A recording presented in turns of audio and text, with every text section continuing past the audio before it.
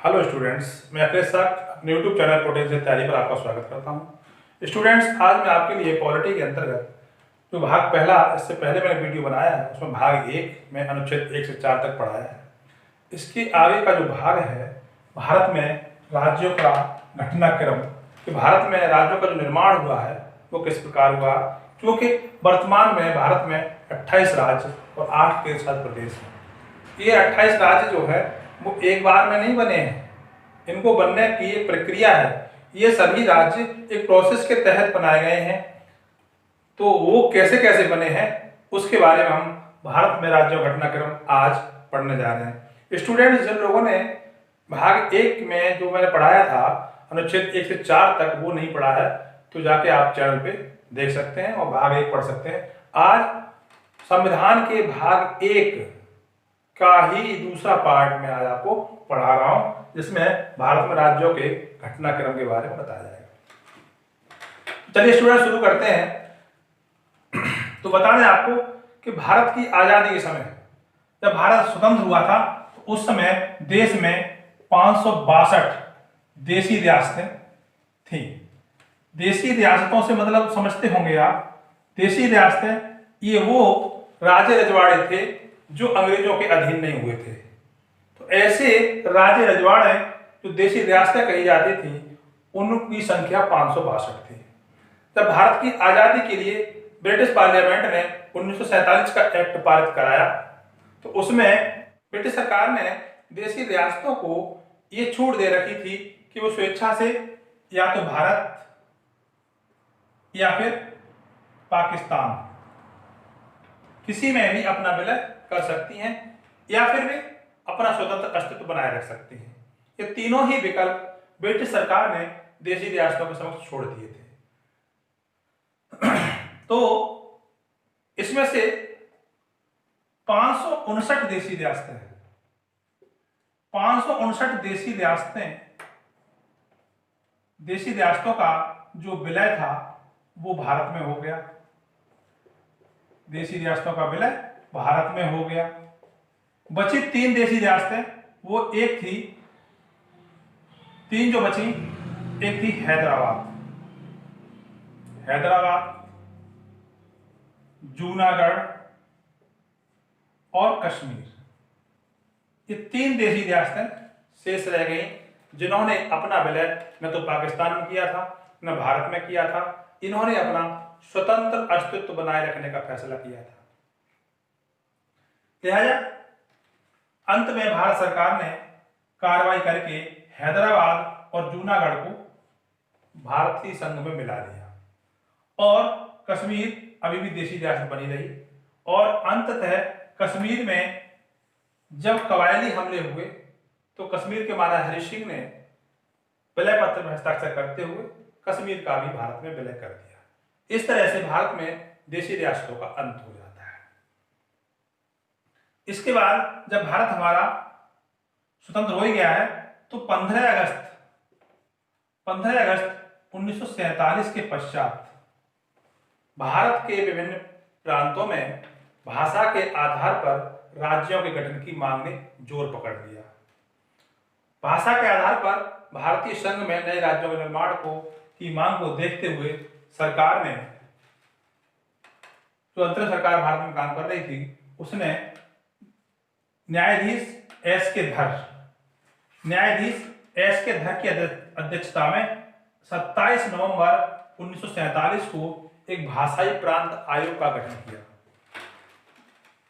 तो यहां बताते चलते हैं आपको स्टूडेंट्स, आप साथ साथ नोट्स बना सकते हैं और लिख सकते हैं, क्योंकि सारी बातें ओरल याद नहीं रह पाएंगी आपको।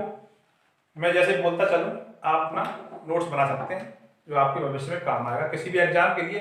यहां से अगर जो भी क्वेश्चन आएगा वो यहाँ बोर्ड पे आएगा और आपसे नोट कर लीजिए। तो स्टूडेंट्स, संविधान सभा के अध्यक्ष डॉक्टर राजेंद्र प्रसाद ने एस के धर की अध्यक्षता में एक कमेटी का गठन किया गया जिसका नाम दिया गया भाषाई प्रांत आयोग, जिसका गठन 27 नवंबर 1947 को किया। भाषाई प्रांत आयोग गठन का यह काम था कि भारत में राज्यों के गठन की जो मांग हो रही है, भाषा के आधार पर राज्य गठन की जो मांग हो रही है उसमें उसके बारे में रिपोर्ट देना था। तो एस के धर कमेटी ने जो सरकार को रिपोर्ट दी उसमें राज्यों के गठन का जो आधार है वो भाषा का आधार न होने की मांग को स्वीकार नहीं किया। उन्होंने भाषाई आधार पर राज्य गठन की मांग को अस्वीकार कर दिया। जब ये अस्वीकार कर दिया तो असंतोष और बढ़ गया।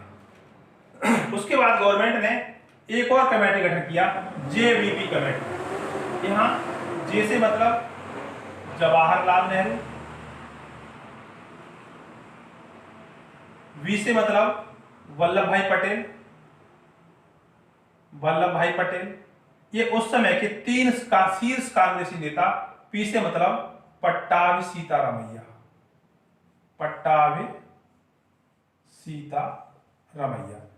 इन 3 लोगों की एक संयुक्त कमेटी बनाई जो जेवीपी कमेटी के नाम से जानी गई। और इनको जो काम दिया गया वो ये दिया गया कि एस के धर कमेटी ने जो रिपोर्ट दी है उसकी जांच करना, क्या ये रिपोर्ट सही है या नहीं सही है। तो जेवीपी कमेटी ने भी सरकार को जो रिपोर्ट दी उसमें इन्होंने भी राज्यों के पुनर्गठन की जो मांग थी भाषाई आधार को स्वीकार इन्होंने भी नहीं किया।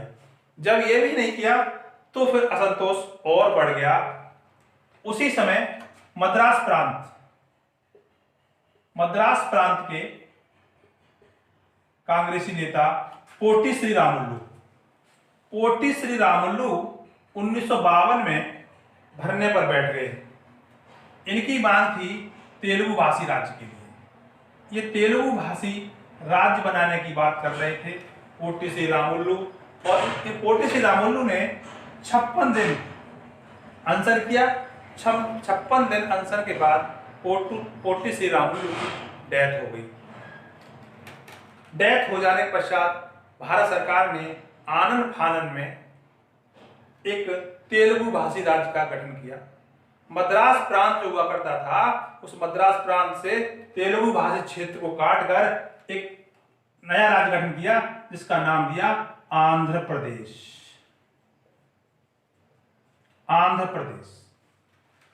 तो 1953 में 1 अक्टूबर 1953 को भाषा के आधार पर गठन होने वाला पहला राज्य आंध्र प्रदेश बना। बहुत बार परीक्षा में आया है, बहुत इंपॉर्टेंट क्वेश्चन है। भाषा के आधार पर गठित होने वाला राज्य आंध्र प्रदेश, जिसका गठन 1 अक्टूबर 1953 को हुआ था। तो स्टूडेंट्स, ये हो जाने के बाद जब एक राज्य का गठन हो गया है भाषा के आधार पर, तो उसके बाद मांग और बढ़ गई। भारत के अन्य प्रांतों में भी भाषा के आधार पर राज्यों गठन की मांग बढ़ गई। तो गवर्नमेंट ने फजल अली की अध्यक्षता में एक राज्य पुनर्गठन आयोग का गठन किया दिसंबर 1953। फजल अली को जिम्मेदारी सौंपी गई कि आप बताएं क्या ठीक है क्या नहीं ठीक है। तो फजल अली साहब ने जो रिपोर्ट सरकार को दी उसमें यह कहा कि हमारे भारतीय संघ में पहले से जो 4 श्रेणी के राज्य हैं, क, ख, ग और घ श्रेणी, इन श्रेणियों को समाप्त किया जाए।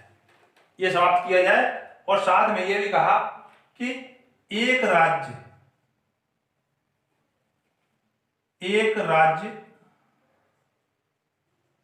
और एक भाषा का सिद्धांत इन्होंने स्वीकार नहीं किया। इन्होंने मना कर दिया, भाई एक राज्य एक भाषा का सिद्धांत स्वीकार नहीं किया जाएगा। साथ में ये इन्होंने कहा कि भारतीय संघ में राज्यों का जो गठन किया जाए वो प्रशासनिक सुविधा के आधार पर किया जाना अधिक उचित रहेगा। और इन्होंने अपनी रिपोर्ट में 16 राज्य और 3 केंद्र शासित प्रदेशों के गठन की मांग रिपोर्ट दी। इन्होंने सरकार को रिपोर्ट दी, उसमें ये कहा 16 राज्य और 3 यूनियन टेरिटरी गठित कर दिए जाए तो बस ठीक रहे। तो स्टूडेंट्स, फजल अली रिपोर्ट की साहब की जो रिपोर्ट आई है उसके बाद भारत सरकार ने संविधान का 7वां संशोधन किया, 1956 में किया गया। उसके बाद भारत में 14 राज्य और 6 केंद्र शासित प्रदेशों का गठन कर दिया गया। अब 6 के बाद यूटी बढ़ेंगे घटेंगे, राज्य भी बढ़ेंगे। उसका क्रम क्या है वो मैं आज आपको बताता हूं। पूर्व भारत में हमारे यहाँ पहले एक स्टेट था बम्बई। बम्बई एक प्रांत था। बम्बई में मुख्य रूप से दो भाषी के लोग रहते थे, एक थे मराठी और एक थे गुजराती। गुजराती चूंकि अभी 14 राज्य बन गए हैं, उनमें एक राज्य बम्बई भी है पहले से। बम्बई एक प्रांत है, तो बम्बई प्रांत में मराठी और गुजराती भाषी लोगों के लिए दो राज्यों का गठन किया गया। तो उसमें गुजराती भाषी लोगों ने के लिए गुजरात बना दिया, और जो शेष लोग रह गए मराठी भाषी वाले थे, उनको महाराष्ट्र नाम का एक नया राज्य दे दिया गया, जो पूर्व बम्बई का स्थान जिसने लिया। इस प्रकार से बम्बई तो 14 राज्यों में ऑलरेडी शामिल था, तो एक नया राज्य बन गया गुजराती भाषी लोगों के लिए गुजरात, जो हमारे भारतीय संघ का 15वां राज्य बना। इसके बाद दादरा नगर हवेली, ये जो था पुर्तगालियों के कब्जे में था। 1954 में भारत सरकार ने इसे प्राप्त कर लिया, तो 1954 के बाद ये भारतीय संघ में शामिल किया गया 1961 में, और दादरा नगर हवेली को भारतीय संघ राज्य क्षेत्र का दर्जा दिया गया। इस प्रकार से भारतीय संघ राज्य क्षेत्रों की संख्या बढ़कर 7 हो जाती है। इसके बाद पुर्तगालियों की और जो बस्तियां थी, गोवा, दमन एवं दीव, इनको भी भारत सरकार ने 1962 में भारत का संघ राज्य क्षेत्र का दर्जा प्रदान किया। गोवा, दमन एवं दीव को संयुक्त रूप से एक केंद्र शासित प्रदेश बनाया, और इस प्रकार से केंद्र शासित प्रदेश हमारे हो गए 7वां ये, और ये हो गया 8वां केंद्र शासित प्रदेश हो गया। इसी प्रकार फ्रांसीसी बस्तियां जो भारत में थी, जिसमें पुदुचेरी के अलावा और थी कराईकल, यनम, माहे, इसके अलावा चंद्रनगर। तो यहां पर कराईकल, यनम और माहे और पुदुचेरी 4 को मिलाकर एक नया केंद्र शासित प्रदेश बनाया गया। इसका नाम दिया गया तत्कालीन समय में पांडिचेरी। पांडिचेरी नाम से एक और संघ शासित राज्य बन गया, केंद्र शासित प्रदेश बन गया। इसके बाद 63 में कुछ हिस्सा असम का काट के एक नया राज्य बनाया गया, नागालैंड, जो हमारे भारत का 16वां राज्य बना 1963 में। इसके बाद 1966 में पंजाब राज्य का पुनर्गठन अधिनियम किया गया, और पंजाब राज्य को विभाजित करके एक नया राज्य 17वां राज्य हरियाणा बनाया गया, जो हिंदी भाषी लोगों के लिए था, और पंजाब राज्य रह गया पंजाबी भाषी लोगों के लिए। और उसी में से एक केंद्र शासित प्रदेश चंडीगढ़ का भी गठन किया गया। इस प्रकार से हमारा 17वां राज्य हरियाणा हिंदी भाषी लोगों के लिए, और पंजाब पंजाबी भाषी लोगों के लिए। पंजाब पूर्वज 14 राज्यों में शामिल था, उसी बना रहा, नया राज्य बन गया हरियाणा 17वां। इसके बाद 1971 में 1971 में हिमाचल प्रदेश को पूर्ण राज्य का दर्जा दिया गया। अब जो पूर्व हरियाणा जो था पूर्व में संघ राज्य क्षेत्र था, केंद्र शासित प्रदेश था, इसको पूर्ण राज्य का दर्जा दिया गया है 1971 में, और हिमाचल प्रदेश हमारा 18वां राज्य बन गया। इसके बाद 1972 में पहले के जो 3 केंद्र शासित प्रदेश थे भारतीय यूनियन टेरिटरीज थे, मणिपुर, त्रिपुरा एवं मेघालय। मणिपुर 19वां राज्य बना, त्रिपुरा 20वां राज्य बना, और मेघालय 21वां राज्य बन गया। इन तीनों को पूर्ण राज्य का दर्जा प्रदान कर दिया गया, और जो पूर्व में यूनियन टेरिटरी थे उनसे 3 यूनियन टेरिटरी कम हुए हैं और इधर ही बढ़ गए हैं। आप इसको काउंट कर लेना, आराम से संख्या बिल्कुल सही पहुंचेगी।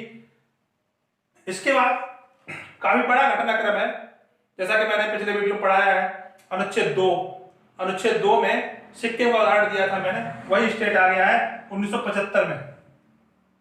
असल में क्या था, सिक्किम भारतीय संघ की जो भूमि थी उससे लगा हुआ हिस्सा था, भारतीय संघ में शामिल नहीं था। यहाँ पर एक राजा चोग्याल नामक चोग्याल का शासन था यहाँ पे। तो यहाँ पर पहले सिक्किम को एक भारत का सहयुक्त राज्य बनाया गया, या कह सकते हैं सहबद्ध राज्य बनाया गया भारतीय संविधान में 35वां संशोधन करके। 35वां संविधान संशोधन अधिनियम 1974 में जो किया गया 1974 में, उसके तहत सिक्किम को भारत का सहबद्ध यानी सहयुक्त राज्य बनाया गया।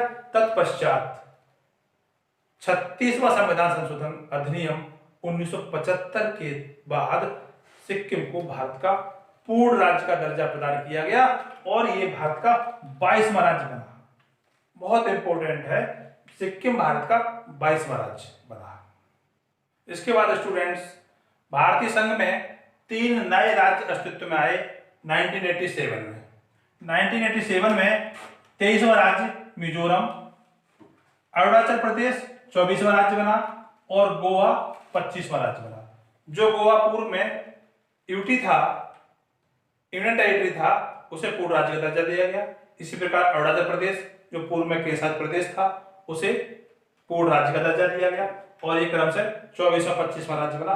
गोवा बहुत ही इंपॉर्टेंट है, बहुत बार पूछा गया, भारत का 25वां राज्य, या गोवा भारत का कौन से क्रम का राज्य है, तो 25वां है। इसके बाद स्टूडेंट्स, वर्ष 2000 में 3 नए राज्यों का गठन हुआ। मध्य प्रदेश राज्य पुनर्गठन अधिनियम के तहत 1 नवंबर 2000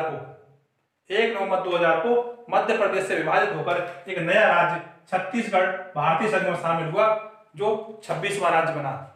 इसके बाद 9 नवंबर 2000 को उत्तर प्रदेश राज्य पुनर्गठन अधिनियम के तहत भारतीय संघ का 27वां राज्य उत्तराखंड बना।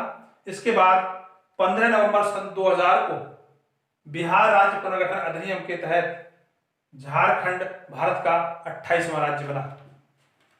तत्पश्चात वर्ष 2014 में आंध्र प्रदेश से विभाजित होकर एक और नया राज्य अस्तित्व में आया, वो 29वां राज्य तेलंगाना, जो भारतीय संघ में 2 जून 2014 को शामिल किया गया और 29वां राज्य कहलाया।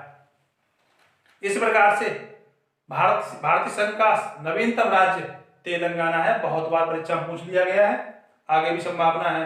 भारत का नवीनतम राज्य वो तेलंगाना है और ये आंध्र प्रदेश से विभाजित होकर भारत का 29वां राज्य बना। चूंकि अभी वर्ष 2019 में भारत का एक विशेष राज्य जम्मू कश्मीर, भारत के राज्य जम्मू कश्मीर को 31 अक्टूबर 2019 को उससे राज्य का दर्जा समाप्त करके उसे केंद्र शासित प्रदेश बना दिया गया है। इस प्रकार से जो संख्या 29 हो गई थी, उसमें से एक राज्य कम कर दिया गया, जम्मू कश्मीर। जम्मू कश्मीर को राज्यों की श्रेणी से बाहर निकाल के संघ राज्य क्षेत्र केंद्र शासित प्रदेश बना दिया गया है। इस तरह से भारतीय संघ में कुल राज्यों की संख्या वर्तमान में रह जाती है 28 और केंद्र शासित प्रदेश जम्मू कश्मीर को विभाजित करके 2 केंद्र शासित प्रदेश बनाए थे, एक जम्मू कश्मीर और एक लद्दाख। 2 केंद्र शासित प्रदेश बनाए थे। तो उस समय वर्तमान से पहले जब तेलंगाना 29वां राज्य था, तो भारत में 29 राज्य और 7 केंद्र शासित प्रदेश होते थे।